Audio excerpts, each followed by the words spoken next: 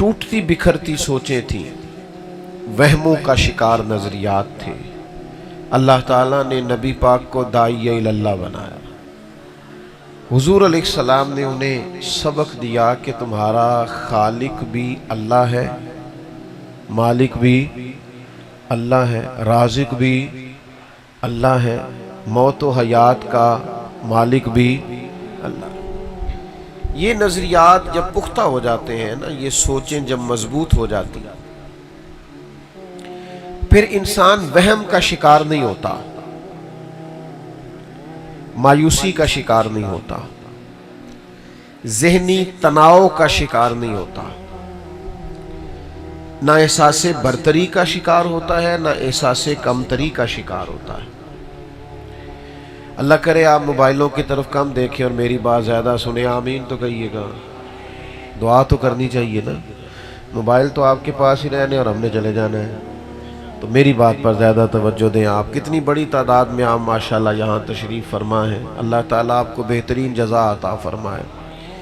तो चंद एक बातें बड़ी काबिल तवज्जो हैं कि जब ये अकीदे पक्के हो जाते हैं ना, फिर इंसान किसी किस्म की भी ज़हनी कमज़ोरी का शिकार नहीं रहता। आज जिस दौर में हम रह रहे हैं, इसमें हर बेदीन को, हर बद मज़हब को, हर बदअकीदा को गुंजाइश मिल जाती है हमारे जहन से खेलने की। उसकी वजह ये होती है कि हम नज़रियाती पुख्तगी का शिकार नहीं होते। जब हम ज़हनी तौर पर, नज़रियाती तौर पर ताकतवर होंगे, यानी जिस बंदे का ये ख्याल होना कि मेरा मालिक अल्लाह है, फिर वो गैरों से डरा नहीं करता। जिस बंदे का ख्याल होना मेरा राज़िक अल्लाह है, फिर वो कभी लुक़मा हराम की तरफ नहीं जाता। फिर वो शख्स कभी भी किसी के पैसे देखकर परेशान नहीं होता, वो कहता मेरा राज़िक तो अल्लाह। जब ये यकीन पैदा हो जाता है कि जिंदगी और मौत का मालिक और खालिक अल्लाह है, फिर मौत से डर नहीं आता, फिर तो कई दफा मौत से प्यार हो जाता है। अच्छी मौत और वो मौत जो विसाल का सबब बने, वो दिल को लुभाने लगती है। मौत तो मोमिन के लिए तोहफा है। जब आप हुजूर की इस शान को देखते हैं ना कि नबी पाक ने लोगों को मजबूत कर दिया। आप जरा देखिए, 313 लोग, 6 जिरहें, 8 तलवारें, चंद घोड़े, बदर के मैदान में निकले। और हाल ये है कि अबू जहल ने जब पता किया कि इतने लोग हैं, तो कहने लगा कि इस तरह करना, जंग इनसे क्या करनी है, इन्हें घोड़ों की पुश्तों पर बांध के सुबह मक्के ले जाएंगे, वहां जाके देखेंगे इनके साथ क्या करना है। तो वो जासूस कहने लगा सुन तो ले पूरी बात, है 313, पर वापस जाने का किसी का भी इरादा नहीं। जिसके पास से गुजरे हैं मुसल्ले पे बैठा है, शहादत की दुआ मांग रहा है। जब आप ये आजकल ना, एक तो ये बदअकीदगी का तूफान, अल्लाह माफ करे, इल्हाद का तूफान, फिर लोग गरीबों के एहसासात से खेलते हैं। वो कहते हैं देखो फलाना अमीर हो गया, उसने कोशिश की, उसने जद्दोजहद की, माज़अल्लाह कुछ ये भी कहते हैं उसने गलत रास्ता इख्तियार किया। तुम तो अल्लाह के मानने वाले हो, दीन के मानने वाले हो, इबादत करने वाले हो, फिर भी गरीब क्यों हो? उन्हें कहेंगे हमें हमारे नबी ने बड़ा पुख्ता कर दिया। हुजूर कायनात के मालिक हैं, पर अल्लाह की बारगाह में दुआ मांगते हैं, या अल्लाह एक वक्त रोटी देना और एक वक्त फाका देना। जिस गरीबी में हम जी रहे हैं, ये गरीबी तो मेरे नबी की पसंद है, हुजूर ने इख्तियार फरमाई। तो याद रखिएगा कि एक तो ये लोग ज़हनों से खेलते हैं, फिर हमारे यहाँ आपको पता है बाबाओं का भी दौर है, उनके पास लोग तावीज़ लेने जाते हैं, दम कराने जाते हैं। चाहिए ये था कि वो ज़हनों को पुख्ता करते, वो कहते हैं कि तेनू तो किसे कुछ कीता है। अब कोई ना कोई मुखालिफ तो होता ही है, तो बंदा फौरन सोचने लग जाता है फलाने ने कराया है। और फिर एक और बड़ी खौफनाक बात सुनने को मिलती है, कहते हैं बंदिश हो गई है। تیرے رزق کی بندش ہے، اچھی طرح سوچ سمجھ کے ایک بات مجھے بتانا، ایسا ہو سکتا صحیح ہے ویسے کہ اللہ نے کسی بندے کی طرف رزق بھیجا ہو اور کسی بندے نے رستے میں روک دیا ہو؟ نہیں سمجھ آئی بات کی شاید۔ اللہ نے بندے کی طرف بھیجا ہے کہ فلاں بندے کی طرف رزق جائے گا اور درمیان میں کسی نے بندش کرا دی۔ آپ کیسی بات کرتے ہیں؟ آپ کس طرح اتنے کمزور ہوتے ہیں؟ یہ ہمارے صوفیاء، یہ تصوف، یہ طریقت، یہ پیری مریدی، یہ تو ذہنی طور پر طاقتور کرتی ہے بندے، یہ تو توحید کی میچ چکھا دیتی۔ یہ تو وہ فقر ہے جو جناب ابو ذر کا فقر ہے، فقر ابو ذر ہے، یہ تو بندے کو بے نیاز کر دیتا۔ تو یاد رکھیے گا کہ اللہ کے رسول صلی اللہ تعالی علیہ وسلم نے ہمیں داعیہ اللہ بن کر ذہن سازی کی، حضور نے ہمیں مضبوط کیا، ہماری اللہ کے محبوب نے تربیت کی۔ یعنی جب سے دیکھا ہے لباس بشری میں تمہیں، ہر فرشتے کی یہ خواہش ہے کہ انسان ہو جائے۔ حضور نے اس طرح کی گھر میں فاقہ کشی فرمائی کہ فاقے سے پیار ہو گیا دنیا میں، سادہ طرز زندگی اختیار فرمایا جو آسان ہوتا ہے، اور ذہنی طور پر لوگوں کو دیکھیں نا، لوگ غربت دیکھ کے روتے۔ دیکھیں میں یہ نہیں کہہ رہا کہ آپ غریب ہیں تو امیر ہونے کی کوشش نہیں کرنی چاہیے، جدوجہد کریں، کوشش کریں، لیکن ایک اور پہلو بھی ہے اس کا، اس کو بھی ضرور ذہن میں رکھیں۔ حضور علیہ السلام موٹے بان کی چارپائی پہ آرام فرما تھے۔ آپ کا نہیں مجھے پتا آپ یہاں کیا کہتے ہیں، ویسے ہمارے ہاں موٹے بان کی جو پرانی چارپائیاں ہوتی تھی اسے کہتے تھے مونج دی منجی، یہاں بھی یہی کہتے ہیں؟ چلو ہلکا ہلکا بولو یار، یہی کہتے ہیں؟ چلو ٹھیک۔ تو موٹے بان کی چارپائی ہوتی تھی تو اس پر کبھی گرمیوں میں لوگ کرتا اتار کے یا باریک کرتے کے ساتھ لیٹتے تھے تو اٹھتے تھے تو پشت پر نشان پڑ جاتے تھے۔ تو صحیح بخاری میں موجود ہے، نبی کریم صلی اللہ تعالی علیہ وآلہ وسلم آرام فرماتے موٹے بان کی چارپائی پہ، جناب عمر ملنے آئے تو سرکار جناب عمر کی ملاقات کے لیے اٹھ کر جب بیٹھے تو حضور کی پشت مبارک پر موٹے موٹے نشان تھے چارپائی کے۔ اب جناب عمر جتنے مرضی سخت تھے پر محبوب کی محبت میں بھی بڑے کامل تھے، ان کی آنکھوں میں آنسو آ گئے، اور جو سوچ انہوں نے بیان کی، جو اپنا درد انہوں نے بیان کیا، وہ بڑا محبت سے لبریز تھا۔ عرض گزار ہوئے یا رسول اللہ صلی اللہ تعالی علیہ وسلم، وہ کیسر و کسرا اللہ کے دین کے دشمن، وہ بڑی آسودہ زندگی گزارے، نرم اور گداز بستروں پہ آرام فرمائے، ساری سہولیات ان کو میسر ہو، اور آپ اللہ کے حبیب ہو کے، لاڈلے محبوب ہو کے آپ کا یہ حال ہے کہ پشت مبارک پر بان کی چارپائی کے نشان پڑے ہوئے۔ آپ نے بات کو سمجھنا ہے۔ حضرت عمر عرض کرتے ہیں حضور وہ دشمن ہو کے آرام میں اور آپ بظاہر تکلیف میں، تو ایک سوچ یہ تھی، لیکن میرے نبی نے اس سوچ کا رخ بدل دیا۔ حضرت دیکھیں نا، ہمارا اگر کوئی دکھ بیان کرے تو ہم کہتے ہیں یار ہاں بڑی تکلیف میں ہوں، دعا کرو، محنت تو بڑی کرتا ہوں، ہمارا حال یہ ہے۔ لیکن رسول اللہ صلی اللہ تعالی علیہ وسلم چونکہ داعیہ اللہ ہے، حضور نے زاویہ نگاہی بات کا بدل دیا، سوچ کے دھارے بدل دیے۔ حضور فرمانے لگے عمر کیا تم یہ پسند نہیں کرتے کہ وہ دنیا میں تھوڑی آسانی اور سہولت اختیار کریں اور آخرت میں رسوا ہو جائیں، اور ہم دنیا میں تھوڑی دقت برداشت کریں اور آخرت کی ساری عزت اللہ ہمیں ہی عطا فرما دے۔ ہمیں آخرت کا سکھ درکار ہے۔ آخرت دنیا میں جو لوگ سکھ تلاش کرتے ہیں وہ بہت سارے دھوکے میں ہوتے ہیں۔ کیوں؟ اس لیے کہ پیدا کرنے والا کہتا ہے لَقَدْ خَلَقْنَا الْإِنسَانَ فِي كَبَدٍ،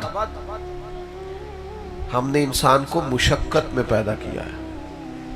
جب یہ آیا ہی مشقت میں ہے تو اس نے رہنا بھی مشقت میں۔ تو سکھ ڈھونڈنے کے نام پر پریشان نہ ہو، طاقتور اپنے ذہن کو کریں، پوری محنت کریں، جدوجہد کریں، کوشش کریں، لیکن اگر اللہ کی حکمت یہی ہو کہ ہم نے اسی طرح کی سادہ زندگی میں رہنا ہے تو پھر اپنے رب کریم کی حکمتوں پہ راضی رہیں۔ پھر کچھ ضروری ہے کہ ہر حال میں آپ پریشانی ہوں گے اور بے چینی ہوں گے اور معاذ اللہ ایسے جملے کہیں گے جو جائز ہی نہیں شریعت میں بولنے. تو ایک تو یہ بات ہو گئی. دوسری بات یہ ہوتی ہے کہ بعض لوگ نا انجانے خوف کا شکار ہوتے ہیں. ذرا پریشانی آئی نہیں اور ان کے ہاتھ پیر پھولنے لگتے, وہ کانپنے لگتے, ذرا سی باتوں کو ذہن پر سوار کرتے, انزائٹی, ڈپریشن, ٹینشن, ذہنی الجھاؤ, ٹوٹتی بکھرتی باتیں کرتے. نبی پاک صلی اللہ علیہ وسلم داعی اللہ ہے نا, تو حضور نے کہا جو رب سے ڈرے گا پھر وہ کسی سے نہیں ڈرے گا. سارے خوف محبوب نے دلوں سے نکال دیے لوگوں. ہر قسم کا خوف, ہر قسم کی ٹینشن, ہر قسم کی انزائٹی نکال دی. یہ ذرا روایت سنیے گا, آپ کے کلیجے کو ٹھنڈا کرے گی. ایک سفر اللہ کے رسول فرما رہے ہیں, تو چونکہ پیدل سفر تھا, گھوڑے پہ سفر تھا, تو کچھ صحابہ کہتے ہیں ہم پر تھکاوٹ کے آثار ہوئے, تو طے یہ پایا کہ کچھ دیر آرام کر لی جائے. تو صحابہ اس آرام کی غرض سے مختلف درختوں کے نیچے لیٹ گئے اور نبی کریم سے تھوڑا سا ذرا ہٹ کے لیٹے ادبن. فرماتے نبی پاک علیہ السلام تھوڑا سا دور, صحابہ کا خیال تھا کہ ادب کا تقاضا ہے کہ ہم ذرا سائیڈ پہ رہیں. تو محبوب کریم علیہ السلام ایک درخت کے نیچے حضور نے اپنی تلوار کو ٹہنی کے ساتھ لٹکایا اور نبی پاک وہاں لیٹ گئے درخت کے نیچے. تھوڑی دیر گزری, ایک کافر آ گیا. اس نے اللہ کے محبوب کی تلوار درخت کی ٹہنی سے اتاری اور نبی پاک پہ تان دی, اور پھر وہ محبوب کریم علیہ السلام پر تلوار تان کر بڑے بظاہر, بڑی دبدبے سے, اس کا خیال تھا وہ کھڑا ہو گیا. قربان جائیں, اللہ کے رسول نے آنکھیں کھولی اور حضور فرماتے ہیں میری آنکھیں سوتی ہیں, دل میرا ویسے بھی جاگتا ہی رہتا ہے. تو محبوب کریم نے مقدس آنکھوں کو کھولا تو اس کو تلوار لیے کھڑے دیکھا. اب اس نے بڑا اپنے حساب سے روبدار جملہ بولا, کہنے لگا ہے محمد صلی اللہ تعالی علیہ وسلم بتائیے اب آپ کو مجھ سے کون بچائے گا. یہ بڑا نازک مرحلہ ہوتا ہے, یہ ذرا زیادہ توجہ کریں نا. اب میری بات پہ, تو آپ ویرانے پہ جا رہے ہو نا, تو اچانک سامنے سے کوئی موٹر سائیکل والا ویسے ہی بریک لگا دے, چاہے اس بیچارے نے راستہ ہی پوچھنا ہو, تو بندے ڈر نہیں جاتے. یعنی چھت پہ رات کو چاہے بلی ہو, لیکن وہ ذرا کچھ کھٹکنے کی آواز آئے نا, آپ کی نہیں بات کرتا ویسے میں, لیکن کچھ لوگ ایسے ہوتے ہیں کہ چھت پہ ذرا کسی چیز کے بجنے کی, کھٹکنے کی آواز آئے تو بیچارے اتنے ڈر جاتے ہیں تکیے کے نیچے سے موبائل بھی نہیں نکلتا. او بھائی کس بات کا خوف, مومن ہے آپ, سینے میں ایمان ہے. اتنا زیادہ پریشان ہو گئے کہ سانپوں سے ڈرتے ڈرتے رسیوں سے بھی ڈرنے لگے. اتنا زیادہ خوف نہیں, زندگی اور موت اللہ کے قبضہ و اختیار میں. آپ غور کریں نوجوانوں, یہ ہم نے طاقتور ہونا ہے. اگر میدانوں میں نکلنا ہے تو پھر ہمارے اندر یہ قوت ارادی ہونی چاہیے. نبی پاک صلی اللہ تعالی علیہ وسلم سے کہتا ہے آپ کو مجھ سے کون بچائے گا. خاص غور کرنا, یہ جملے ہم بھی بولتے ہیں پر ہار کے بولتے ہیں. پہلے اپنے وجود کی طاقت لڑاتے ہیں, ہار جاتے ہیں, تو یہ کون بچائے گا, تو کوئی پریشانی نہیں, کوئی تیزی نہیں, بڑے اطمینان سے, بڑے وقار سے. دیکھنے والے کہا کرتے ہیں اللہ اللہ, یاد آتا ہے خدا دیکھ کے صورت تیری. نبی کریم بڑے وقار اور اطمینان سے, اس نے کہا کون بچائے گا, تو حضور فرمانے لگے کیا کہتا ہے کون بچائے گا. فرمایا مجھے میرا اللہ بچائے گا. اسلحہ سامنے والے کے ہاتھ میں, بظاہر چیزیں اس کے قبضے میں, لیکن حضور فرماتے ہیں مجھے میرا اللہ. کرے آپ اللہ کا نام لیں, کون بچائے گا, بول کے بتائیے. آ جائے اگر کوئی وڈیرا ظلم کرنے کا ارادہ رکھتا ہے تو یاد رکھے ہمیں ہمارا اللہ بچائے گا. اگر کوئی سمجھتا ہے اقتدار, دولت, قوت, سیاسی چیزیں اس کے ہاتھ میں ہیں, تو یاد رکھنا جیت اس کی ہوتی ہے جن کے ساتھ خدائی طاقتیں ہوتی ہیں. یہ سمجھ لے اچھی طرح سے. اللہ بچائے گا. کیا طاقت ہے اس جملے میں, کیا قوت ہے, کیا اس کے اندر اطمینان قلبی ہے, کتنا کچھ سکون ہے اگر ایمان سے یہ جملہ کہا جائے مجھے میرا اللہ بچائے گا. یہ محبوب کی زبان سے نکلا تو کافر نے کانپنا شروع کیا, اس کے ہاتھوں سے تلوار گر گئی, پھر میرے محبوب نے اٹھا لی, پھر کریم مسکرائے اور فرمایا دیکھ لینا پھر مجھے میرے اللہ نے بچا لیا ہے نا, اب تو بتا بھلا تجھے کون بچائے گا. تو قربان جاؤں اے میرے مدینے کے محبوب, آپ کی شان پہ قربان جاؤں. کافروں کے سامنے بھی کیا تعارف ہے, مارنے آئے ہیں, تلواریں لے کے آئے. حضور نے فرمایا تجھے کون بچائے گا, تو بول پڑا. کہنے لگا میں نے سنا ہے آپ معاف بڑا کرتے ہیں. وہ اسیر دشمن کی چاہ میں بھی, مخالفوں کی نگاہ میں بھی, مخالفوں کی نگاہ میں بھی, مخالفوں کی نگاہ میں بھی وہ امی ہے, صادق ہے, معتبر ہے, میرا پیغمبر عظیم تر ہے. سنا ہے آپ معاف بڑا کرتے ہیں. تو حضور فرمانے لگے اگر تو نے سنا ہے تو جا, میں نے معاف کیا, ختم ہو گئی بات, جا میں نے معاف.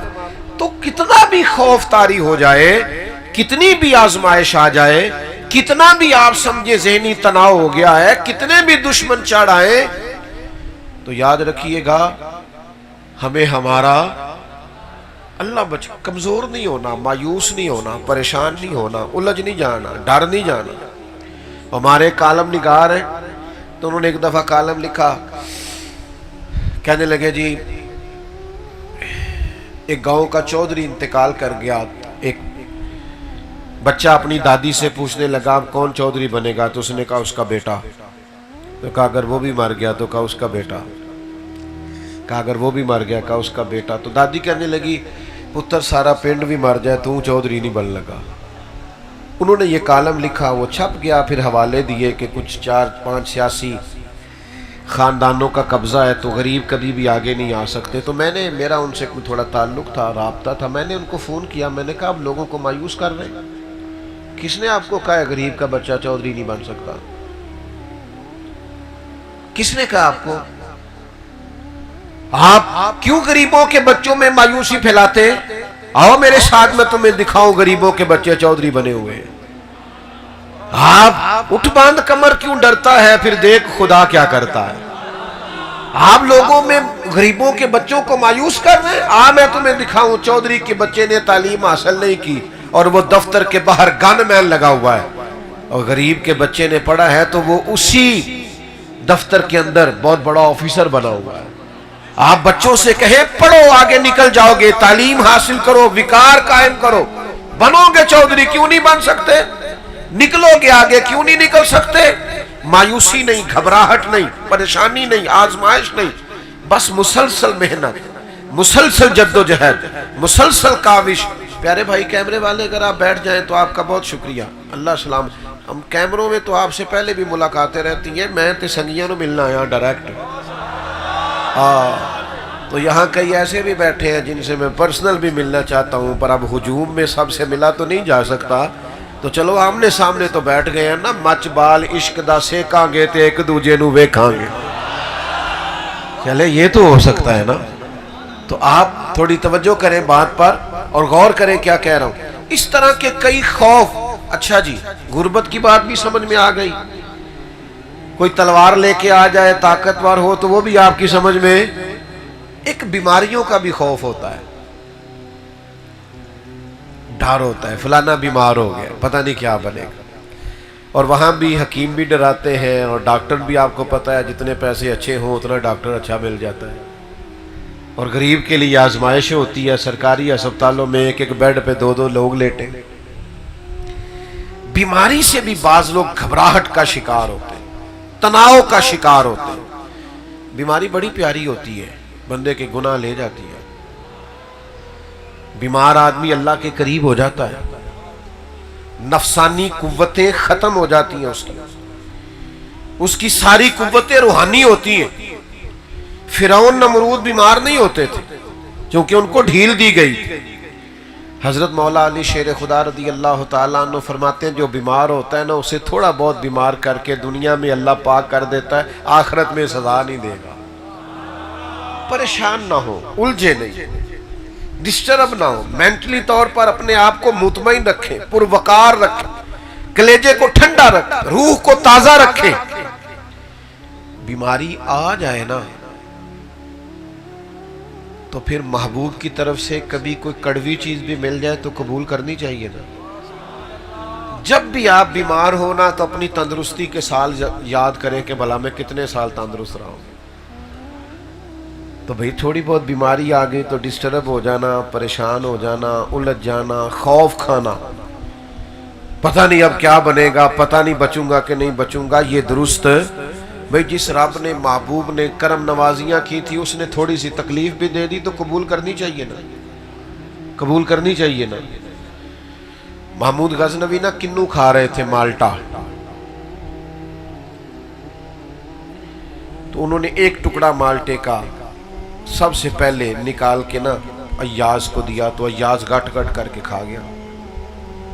پھر اگلی کاش اگلا ٹکڑا محمود نے خود کھایا تو بڑا کڑوا تھا, تھوک دیا اور کہنے لگا یاز اتنا کڑوا تھا تم کھا گئے ہو. کہنے لگا بادشاہ تیرے ہاتھوں سے ہمیشہ میٹھے ملے, اب ایک کڑوا آیا تھا میں تھوک دیتا تو آئینے وفاداری تو نہیں تھا. او دکھ قبول محمد بخشا, دکھ یہ قبول کا پتہ ہے نا کیا ہوتا ہے, دکھ او یار دیکھو نا میری طرف دیکھو, دکھ قبول محمد بخشا بس راضی رہن پیارے, تے جے سونا میرے دکھ وچ راضی میں سکھ نو چلے ڈاواں. بیٹھ جائیں بھائی جان, تشریف رکھیں, آپ تشریف رکھیں, اس کی ضرورت نہیں ہے, پیسے لینے تھوڑی آیا ہوں. بیٹھ جائیں آپ, اب نہ اٹھیں آپ, اللہ آپ کو سلامت رکھے. بھائی بیٹھ جائیں آپ, ہماری مان لیں, آپ تو بڑے پیارے ہیں, اللہ آپ کو سلامت رکھے. ہو گئے آپ کی طرف سے.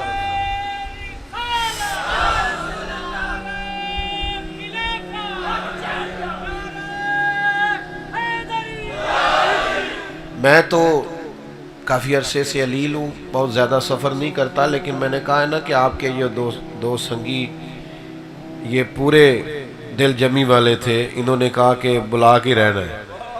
تو کئی دفعہ پیار خالص ہو تو پھر کھچاؤ بانی جاتا ہے. تو اتنا خوبصورت مجمع سجا ہوا ہے, تو پیسوں کے چکروں میں ویسے بھی نہ ڈالا کریں, مولویوں, پیروں, خطیبوں, نقیبوں کو نہ ڈالا کریں. آپ کی مہربانی, تسی خرید دیو تائیں تے پھر وہ ریٹ دیں دینے, یہ چھڑ دیو نا کام تے وہ بھی سیانے ہو جائیں. اس چکر سے باہر آئیں آپ. پھر آپ کو پتہ ہے نا فرینڈ سیٹوں پہ آگے آگے نوٹوں والے بیٹھے ہوتے ہیں جی, پھر وہ نعت خاں حاجی صاحب کا نام بھی یاد کر لیتا ہے, کہتا ہے شیر حاجی صاحب دے نام ہے. وہ میں کہا ظالمہ شیر تے نبی پاک دی تعریف دا سی, حاجی دے نام کیویں ہو گیا. کروں مدح اہل دول رضا, پڑے اس بلا میں میری بلا, میں گدا ہوں اپنے کریم کا اور میرا دین پارائے نہ نہیں. تو کبھی تکلیف آ جاتی ہے, آزمائش آ جاتی ہے. نبی کریم داعیے اللہ رسول کائنات صلی اللہ تعالی علیہ وسلم نے ہمیں فکری طور پر مضبوط رہنے کا کہا ہے. آپ یہاں سے تندرست رہیں. آپ کو پتہ ہے کسی بھی ڈاکٹر کے پاس آپ جائیں تو وہ آپ سے کہتا ہے کوئی ٹینشن تو نہیں لے رہے, کیونکہ آپ یہاں سے ٹھیک ہوں گے تو بیماری چلی جائے گی. کچھ لوگ ذہنی طور پر دیکھیں نا, ڈاکٹر نے کہا ہے کہ آپ کی رپورٹیں ٹھیک نہیں ہیں, تو کچھ لوگ سن کے ہی ختم ہو جاتے ہیں, اور کچھ کہتے ہیں ڈاکٹر صاحب آپ جو بھی کہہ رہے ہیں اپنے علم کے مطابق کہہ رہے ہیں نا, ہوگا تو وہ جو میرا رب چاہے گا. کمزور نہ پڑے, آپ ذہنی طور پر توانا رہیں, اور اپنے بزرگوں کو بھی جو بیمار ہوں, کمزور ہوں, ان کو بھی کہیں کہ اللہ پہ بھروسہ رکھیں, مضبوط رہیں, دوائی کا استعمال ضرور کریں لیکن کمزور نہیں پڑنا, ضعف اعتقادی کا مظاہرہ نہیں کرنا. یہ باباؤں کی باتیں اللہ ماشاءاللہ ان پڑھوں کی, تینوں کسی تویز کراتے نے, فلاں نے نظر لگا دی ہے, اتنی بازوں کا تکلیف ہوتی ہے. رب کا بندہ ہو کے گیا ہے اور لوگ کہہ رہے ہوتے ہیں فلانا ہو کے گیا ہے تو میرا کام خراب ہو. خدا کے بندوں, آپ اس طرح اللہ کے بندوں کی نفرت پیدا کریں گے اپنے دل میں؟ یہ انداز تو دل کو کالا کرنے والا ہے. اس سے تو آپ کی شخصیت میں وہ حسن نہیں رہے گا جو ایک مومن کی شان ہے۔ ذرا حدیث پاک سنیے، بخاری میں موجود ہے۔ ایک خاتون نبی کریم علیہ السلام کی عالی مرتبت بارگاہ میں حاضر ہوئی، عرض کیا یا رسول اللہ صلی اللہ تعالی علیہ وسلم، مجھے مرگی کا مرض ہے، حضور میں بڑی تکلیف میں ہوں، جب یہ پریشانی ہوتی ہے، آزمائش ہوتی ہے تو میں بڑی تکلیف محسوس کرتی ہوں، میرے لیے دعا کر دیں۔ اور میرے نبی کی بارگاہ جو ہے نا وہ کان شفا ہے، وہاں سے ساری شفائیں نکلتی۔ حضور تو کسی کی ٹوٹی ہوئی پنڈلی پر لعاب دہن لگائیں تو اللہ شفا عطا کر دیتا۔ حضرت مولا علی شیر خدا رضی اللہ تعالیٰ عنہ کی آنکھوں پر لعاب دہن لگائیں تو اللہ تعالیٰ شفا عطا کر دیتا۔ اللہ تعالیٰ نے محبوب کریم علیہ السلام کے پورے وجود کو شفا بنایا، حضور گزر جائے تو شفا ہو جاتی۔ ان کی مہک نے دل کے گنچے کھلا دیے، وہ جس راہ چل دیے ہیں کوچے بسا دیے۔ تو خاتون نے عرض کی یا رسول اللہ میں بیمار ہوں، دعا کریں۔ آپ نے مزاج کو سمجھنا ہے۔ میں نے کہا کہ حضور داعیہ اللہ ہے تو ذہن سازی کرتے ہیں، بندوں کو اللہ سے جوڑتے ہیں۔ ان کے اندر جو فکری کمزوری پیدا ہو رہی ہے یا ذہنی تناؤ پیدا ہو رہا ہے یا کوئی ضعف اعتقادی آ رہی، اس کو کریم نکال دیتے۔ یا رسول اللہ صلی اللہ علیہ وسلم میں بیمار ہوں، تو حضور تو سب کے لیے دعا کرتے، شفا ہو جاتی۔ اس خاتون سے کریم نے پتہ کیا فرمایا؟ فرمایا ایک بات نہ کروں آپ سے؟ عرض کی یا رسول اللہ کیجئے۔ تو حضور فرمانے لگے اگر آپ کہیں تو میں دعا کرتا ہوں، اللہ شفا دے گا، اور اگر آپ کریں صبر۔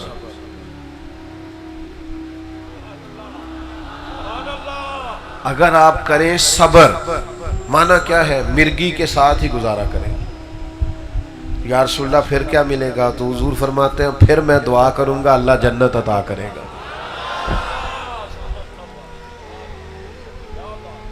مطلب ہمیں کو بندہ پوچھے نا، کوئی بزرگ کہہ دیں گھٹنے میں درد ہو رہی ہے کہ شفا کے جنت، ایسی کہنا ہے گھوڑے دا کچھ کرو نا۔ ہمارا فلسفہ کچھ اسی طرح کا ہی ہے، ہم معاذ اللہ آخرت کو ادھار سمجھتے۔ نبی پاک صلی اللہ تعالی علیہ وسلم نے فرمایا اگر تو کہے تو دعا کرتا ہوں، اللہ شفا دے گا، اور اگر کرے صبر پھر جنت کی دعا۔ تو یہ ہے عقیدہ، یہ ہے نظریہ، یہ ہے آخرت پر یقین، یہ ہے جنت کی نعمتوں کا شوق، یہ ہے نبی پاک علیہ السلام کے وعدوں پر کامل یقین۔ خاتون ہے، حالانکہ عورتوں میں اللہ ماشاءاللہ حوصلہ بھی کم ہوتا ہے، فرمایا شفا کے جنت، تو بخاری میں موجود ہے۔ عرض کرنے لگے یا رسول اللہ آپ دعا کریں اللہ جنت ہی عطا کرے۔ بہت بڑی بات اس خاتون نے کی، اگر آپ سمجھیں وہ زبان حال سے کہہ رہی ہے میں مرگی کے ساتھ عمر گزار دوں گی، ساری مرگی کے ساتھ، تھوڑی سی تو عمر ہے گزر جائے گی، لیکن جنت چاہیے۔ جنت یہ کن لوگوں کی بات ہے؟ جو عقیدوں کے پکے ہیں، آخرت پر یقین کامل ہے، جنہیں نظریاتی طور پر توانائی حاصل ہے، نہ ڈگمگاتی باتیں کیا کریں، نہ کچی پکی باتیں کیا کریں، نہ ذرا سی پریشانی آئے تو ہر وقت رونا دھونا شروع کر دیا کریں۔ اپنے آپ کو مضبوط کریں، طاقتور کریں، مومن ہے۔ ہمارے پاس سب سے قیمتی خزانہ سینے میں ایمان ہے۔ ہمیں اتنی جلدی گھبرانا نہیں چاہیے، اتنی جلدی الجھنا نہیں چاہیے، اتنی جلدی ذہنی تناؤ کا شکار نہیں ہونا چاہیے۔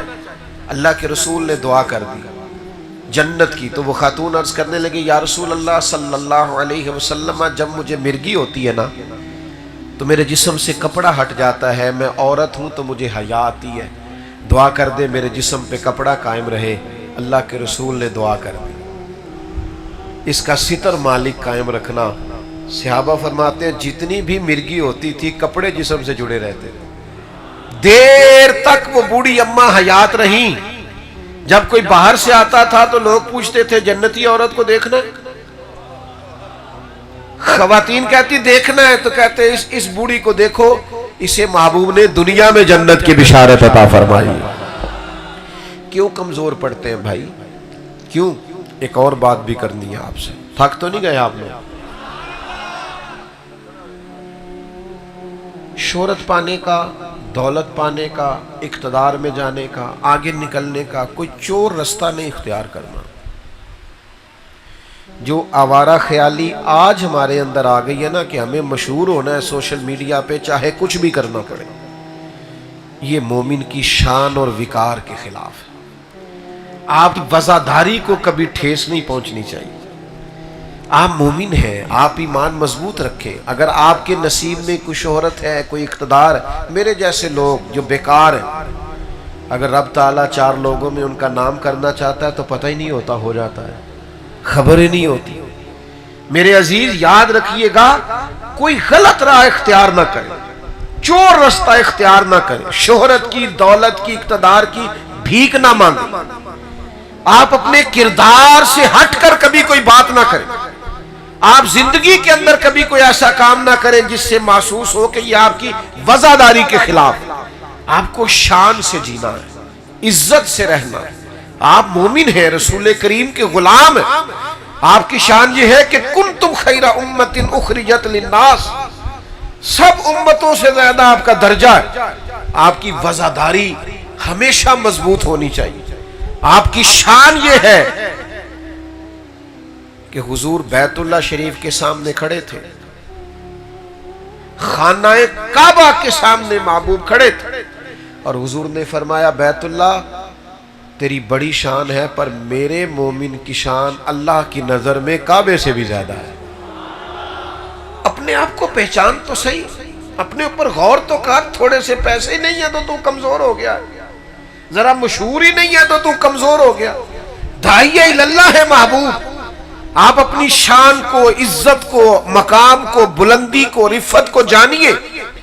اپنے کردار سے یہ ثابت کیجئے کہ آپ وزادار ہیں۔ کبھی بھی کوئی ایسا کام نہ کریں جس سے آپ کی وزاداری کے اندر فرق پڑے۔ ہاتھ نہیں پھیلانا کبھی کسی دنیا دار کے سامنے، کبھی نہیں۔ اللہ رسول سے مانگے، بھر جائے گی جھولی۔ لوگ کچھ بھی نہیں دیتے، نواب مالدار کچھ بھی نہیں دیتے، الٹا باتیں کرتے ہیں، فلاں نے بھی مجھ سے مانگا ہے، فلانا بھی اب میرے پیسے دے کے آنے لگا ہے۔ یہ کچھ نہیں دیتے، تکلیف دیتے ہیں۔ مالک سے مانگو گے نا تو جھولی بھی بھر جائے گی اور عزت بھی بڑھ جائے گی۔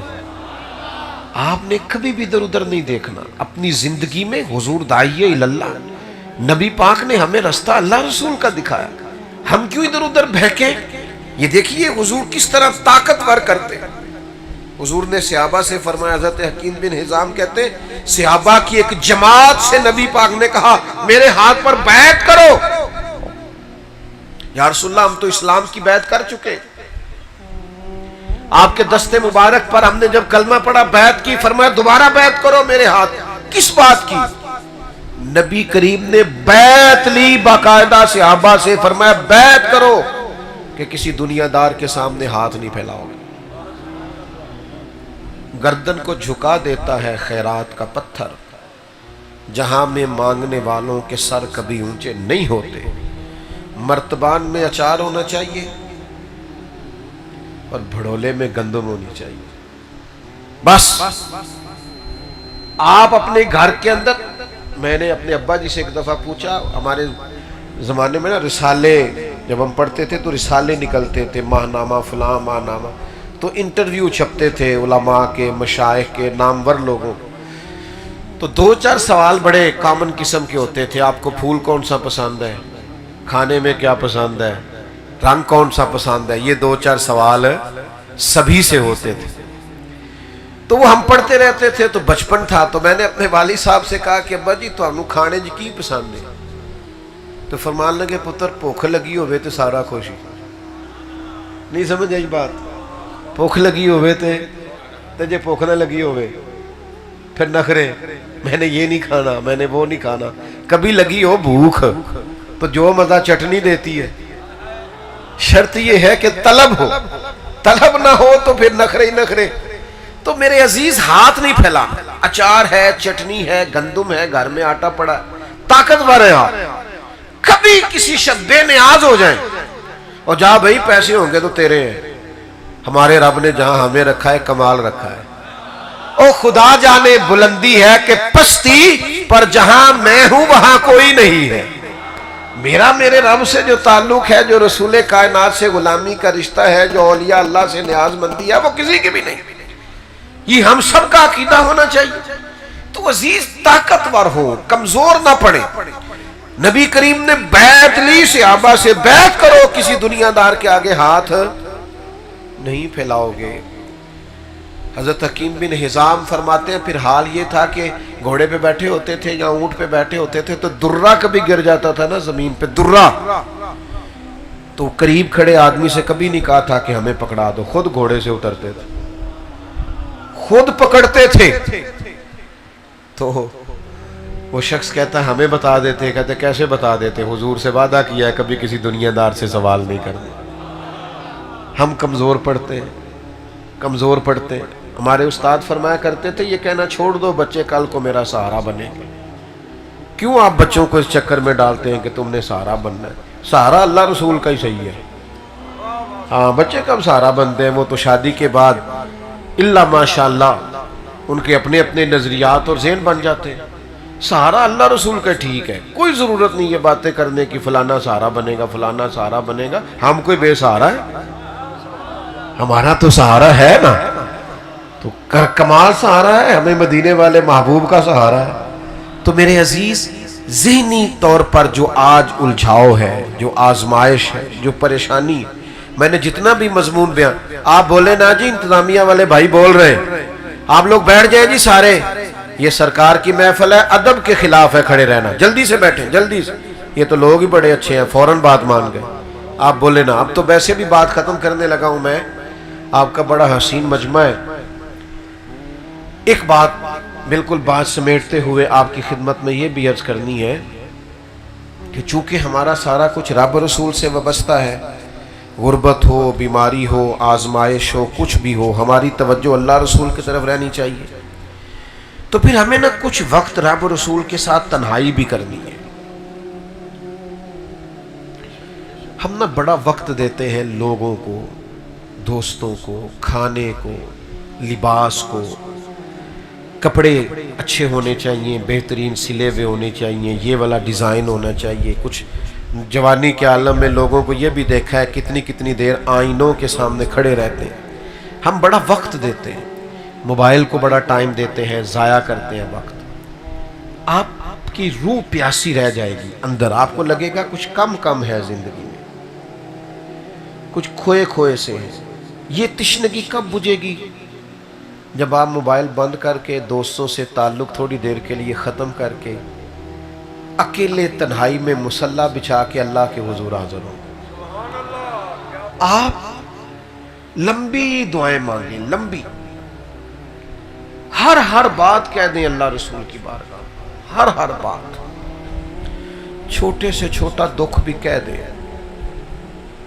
بڑی سے بڑی تکلیف بھی سنا دیں. لوگوں کو سناؤ گے نا، راز افشا ہو جائے گا، راز کھل جائے گا. رب رسول سے کہو گے تو راز راز رہے گا. خوب دعائیں، خوب التجائیں، لمبے لمبے سجدے، درود و سلام کی کثرت. یہ کچھ وقت اکیلے، بہت سارے لوگ کہتے ہیں ہم فلاں پیر کے مرید ہیں، یا کہتے ہیں آپ سے مرید ہونا ہے. تو میں کہا کرتا ہوں کہ بھائی پیری مریدی کا معنی تو یہ ہے کہ بندہ اللہ والا بن جائے. تو میری کوئی بات سن کے اگر آپ کی طبیعت اللہ رسول کی طرف مائل ہوگی تو میرے لیے بڑی بات ہے. یہ آپ اس پر عمل کریں جو کہہ رہا ہوں. نظریاتی طور پر اس بات کو سمجھ لیں کہ اگر پیری مریدی کے بعد بھی ہمارے اندر کوئی تبدیلی نہیں آئی تو پھر ہم نے مطلب بیعت کا کیا معنی لیا ہوا ہے؟ ہم نے کوئی الیکشن لڑنا ہے کہ زیادہ مرید چاہیے؟ وہ تو کام کے ہونے چاہیے، چاند بھی ہوں تو ٹھیک ہے. تو اپنا تعلق مصلی کے ساتھ مضبوط کریں، تسبیح کے ساتھ مضبوط کریں، اپنا تعلق عبادت کے ساتھ مضبوط کریں، دعا کے ساتھ مضبوط کریں. اپنی نمازوں کو کیف سے ادا کریں. یعنی سجدے میں جائیں تو یہ نہ ہو کہ چونکہ میں نے پڑھنی ہے تو لہذا میں 2 رکعتیں، نہ ذرا تھوڑا پیشانی کو دبائیں تو صحیح، مزہ تو لیں تھوڑا سجدے. تھوڑا نماز کے معنی تو یاد کریں، دیکھیں تو صحیح آپ اپنے رب کے حضور کیا عرض کر رہے ہیں. آپ درود و سلام پڑھیں تو ذرا یہ ربیع الاول شریف آ رہا ہے نا، سارے کام کرنا. کوئی آپ سے جتنا مرضی کہے کہ اب تو نے تسبیح پکڑ لیا تو تانا سہ لینا، پر میلاد کا سارا مہینہ درود و سلام پڑھ کے گزارنا. آپ کی زبان بھی میٹھی ہو جائے گی درود شریف پڑھنے سے، دل بھی ٹھنڈا ہو جائے گا، اور جن پر آپ کو غصہ زیادہ آتا ہے نا ان پر بھی آپ نرم ہو جائیں گے. اور میں دوستوں سے کہا کہ مجھے ایک دوست نے لگے مجھے غصہ بڑا آتا ہے، میں نے کہا درود پڑھا کر محبت کرنی آ جائے گا، غصہ شصہ نکل جائے گا. تو اپنا عبادت کا تعلق ہمیشہ مضبوط رکھیں. میلاد شریف منانا ہے تو سونا کر کے ملانا ہے، لنگر بھی پکانا ہے تو ذرا مزیدار کر کے بہترین کر کے، اس کا ایک دانہ بھی زمین پہ نہ گرے، ضائع نہ ہو. اور غریبوں کو اگر میلاد کی محفل میں بلانا ہے تو مطلب یہ پتہ آپ کو، ہماری میلاد کی محفلوں کی سٹیج پر بھی امیر چڑھ جاتے ہیں ادھاری ٹوپی لے کے، کسی سے وہ آ جاتے ہیں سیاسی سماجی بن کے، یہ جی محفل میلاد کی صدارت کرے گا. محفل میلاد کی صدارت اس بابے سے کراؤ جسے 35 سال ہو گئے فجر کی اذان دیتے ہوئے. اسے اس لیے نہیں بلاتے کہ وہ غریب ہے، اسے بلاؤ. اس امام مسجد کی صدارت رکھو جسے 40 سال ہو گئے تمہارے بچوں کو قرآن پڑھاتے ہوئے. یہ کیا آپ نے انداز اختیار کیا ہوا ہے؟ فلانا سیاسی ہے تو فلانا سماجی ہے. کبھی ان چکروں میں نہ پڑے آپ. سانو تخت ہزارے دی لوڑ کی ہے، نالے کی لگے شہر بمبول دے نال، اسی تے اپنی بال کے سیکنے ہیں، سانو کی لگے کسی اور دے نال. اس لیے طاقتور ہوں فکری طور پر، توانائی. میلاد شریف بڑا مضبوط. اور یہ جو مطلب اتنے دینے ہیں پیسے اور اتنے لینے ہیں اور اتنے کی نعت لینی ہے، اس سے مزہ نہیں آئے گا، لذت نہیں آئے گی، اس سے سرور نہیں آئے گا. سرور تبھی آئے گا جب کوئی محبوب کا ذکر میں کھو کے کرے، جب حضور کی نعت میں گم ہو کے پڑھے. یہ اسے کوئی دلچسپی نہ ہو، نہ داد سے نہ امداد سے. اچھی سبحان اللہ کہو تے اور اچھی کہو تے دوویں ہاتھ کھڑے کرو، یہ کوئی فرض ہوا ہے؟ یہ کن چکروں میں آپ پڑے ہوئے ہیں؟ آپ داد کے لیے کام کر رہے ہیں، آپ تو اللہ رسول کے لیے کر رہے ہیں. تو یہ کبھی اس طرح کا ماحول آپ پیدا نہ کریں. میری ساری باتوں کا لب لباب یہ ہے کہ آپ نے ذہنی طور پر مضبوط ایمان اور مضبوط یقین والا مسلمان بننا ہے. کیوں کہ حضور داعی اللہ ہے، نبی پاک نے ہمارا تعلق اللہ سے جوڑ دیا ہے. پھر وہی بات جو شروع میں کی تھی، ہمارا خالق بھی، بولتے نہیں آپ، ناراض ہے. خالق بھی، مالک بھی، رازق بھی، موت و حیات کا مالک بھی. کوئی خوف رہتا ہے دل میں، کوئی پریشانی آتی ہے؟ آج نیند سکون کی نہیں آئے گی انشاءاللہ تعالی. یہ ٹینشن ساری دور کر کے نہیں سوئیں گے انشاءاللہ. چھوٹا سا وعدہ لے لوں، چھوٹا سا، اور اپنے دل سے آپ نے وعدہ کرنا، زیادہ نہیں، چھوٹا سا، ہلکا سا. عشاء کے بغیر نہیں سونا. میں قسم نہیں اٹھوا رہا، آپ گھورے نہ، یہاں تو انشاءاللہ گئے، یہاں نہ گئے، نماز پڑھ کے سوئیں گے انشاءاللہ تعالی، پانچوں پڑھا کریں گے انشاءاللہ. سونے محبوب پہ سونا کر کے درود شریف پڑھا کریں گے انشاءاللہ. ایک دیکھیں نا، بیمار بھی ہوں، لمبا سفر کر کے بھی آیا ہوں، تو اتنا تو میرا حق ہے نا. ایک چھوٹا سا وعدہ چلو میرے لیے ذخیرہ آخرت بن جائے گا. ٹائم تھوڑا ہونا، زیادہ مجبوری ہو، بھاگ دوڑ ہو، آپ تلاوت نہیں کر پا رہے، اتنا کر لیا کریں کہ قرآن پاک کی روز زیارت کر لیا کریں گے انشاءاللہ تعالی. قرآن مجید کی دیدار، قرآن مجید. اٹھے نہیں یار، آپ تو ہمارے پیارے ہیں، جلدی سے بیٹھ جائیں، جلدی بیٹھے، جلدی، آپ سے تو تعلق. تو قرآن مجید کی زیارت اور دیدار، اس کا شرف بھی ضرور رکھیں. اللہ تعالی ہماری حاضری قبول فرمائے، اللہ برکات عطا فرمائے. حضرت دعا فرمائیں. اللہم صلی علی سیدنا و مولانا محمد معدن الجود والکرم وآلہ وصحبہ وبارک وسلم. اللہ اتنی بڑی تعداد میں مسلمان جمع ہوئے، ہم سب کا حاضر ہونا قبول فرما، ہمارے گناہوں کو معاف فرما، ہماری غلطیوں سے درگزر فرما، ہمارے علم کو نافع فرما، ہمارے اعمال کو خالص فرما، عقائد اہل سنت کی پابندی عطا فرما. اللہ جن دوستوں نے اتنی خوبصورت محفل سجائی، انہیں دین دنیا آخرت کی بھلائیاں عطا فرما. میں دیکھ رہا تھا دور دراز سے دوست آ رہے تھے، قدم قدم برکتیں عطا فرما. یہ لوٹ کے جائیں تو تیری رحمت کے سائے میں لوٹ کے جائیں۔ کوئی دکھی آیا ہے تو سکھ عطا کر دے، کوئی بیمار آیا ہے تو شفا دے دے، پریشان حال آیا ہے تو سکون دے دے۔